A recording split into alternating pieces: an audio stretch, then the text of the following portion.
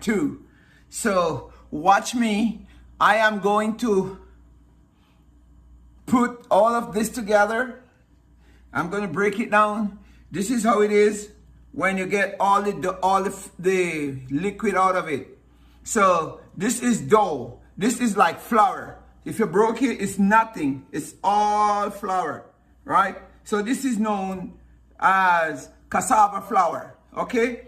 You can use the cassava flour to make dumpling, or you can use it to make bammy. So now I'm mixing all of these together. I'm mixing it together, so I have to break it up because it's together. See? I'm breaking it up. So I'm breaking it up on my counter. Home style bammy. I'm not buying the bammy.